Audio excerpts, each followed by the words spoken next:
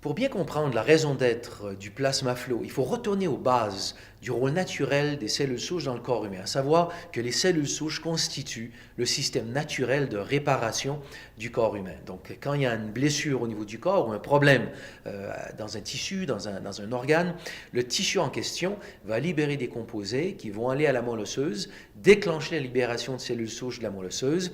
Ensuite, le tissu affecté va libérer d'autres composés qui vont attirer les cellules souches de la circulation jusque dans le tissu. Les cellules souches vont donc migrer dans le tissu et au contact de débris tissulaires du tissu en question, débris cellulaires, les cellules souches vont proliférer et vont se transformer en cellules du tissu en question. Donc c'est le système naturel de réparation du corps humain. Et donc il y a plusieurs étapes. Il y a la libération des cellules souches de la moelle osseuse, donc l'augmentation du nombre de cellules souches en circulation. Ensuite leur circulation dans tout le système cardiovasculaire.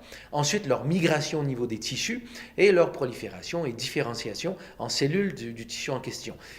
Toutes ces étapes sont essentielles à tout ce phénomène de réparation. Si une étape n'est pas rencontrée de façon optimale, eh bien, tout le système s'en trouve affecté. Donc, il est important, lorsque les cellules souches sont libérées de la moelle osseuse, qu'elles puissent bien circuler partout dans le corps humain. Si quelque part, dans un tissu, dans un organe, on n'a pas une circulation sanguine optimale, eh bien, on ne peut pas avoir comme ça une distribution optimale des cellules souches partout à travers le corps. Et là, ce qui est important dans ça, c'est de comprendre que la capacité des cellules souches à migrer hors du sang pour aller vers les tissus, ce phénomène se produit strictement au niveau des vaisseaux sanguins très fins qui s'appellent les capillaires. C'est seulement à ce niveau-là que les cellules peuvent effectuer leur migration du sang vers les tissus. Donc si les cellules souches ne peuvent pas se rendre au niveau des capillaires, eh bien, on peut libérer comme ça autant de cellules souches qu'on veut et ne pourront pas participer au processus de réparation des tissus. Donc, dans tout ce phénomène, la grande question, c'est qu'est-ce qui peut, comme ça, prévenir la circulation des cellules souches au niveau des capillaires? Et il y a un phénomène qui a été découvert et décrit dans les années 90 qui s'appelle la coagulopathie oxydative, c'est-à-dire la présence d'un stress oxydatif au niveau du sang qui déclenche un des aspects de la cascade de coagulation, c'est-à-dire l'étape finale qui est la formation de fibrine. On ne parle pas d'un caillot de sang, d'un caillot sanguin, on parle strictement de la formation de fibrine qui est une molécule très collante, si je puis dire, et qui va s'agglomérer comme ça à d'autres molécules de fibrine pour entraîner une maille de fibrine au niveau du sang.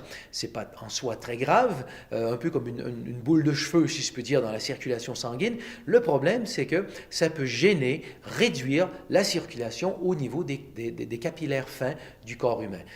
Et donc entraîner, empêcher la circulation des cellules au niveau des capillaires.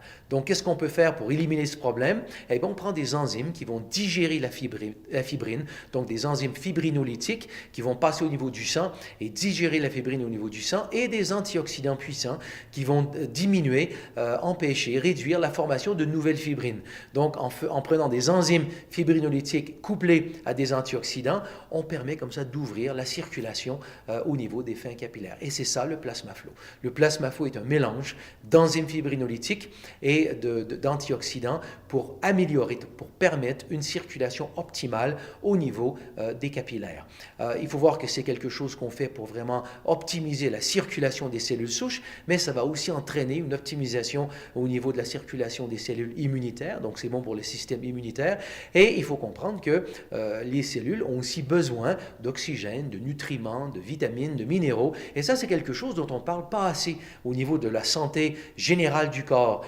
Quand on va voir un médecin, il prend notre pression artérielle, il prend une prise de sang pour voir qu'est-ce qui est dans le sang, mais jamais on s'arrête au phénomène fondamental de la circulation sanguine, c'est-à-dire c'est un système de distribution au niveau du corps humain. C'est le sang qui distribue l'oxygène, tous les nutriments et tout ce dont les cellules ont besoin pour fonctionner de façon optimale. Donc quand on prend le plasma flow, on donne l'opportunité comme ça au sang de pouvoir distribuer comme ça dans tous les recoins du corps humain tout ce dont les cellules ont besoin, oxygène, minéraux, vitamines, nutriments et cellules immunitaires et cellules souches pour permettre une réparation optimale dans tout le corps humain. Donc vraiment le plasma flow c'est quelque chose qui va bien au-delà simplement des cellules souches, c'est quelque chose qui vraiment entraîne la santé générale du corps humain.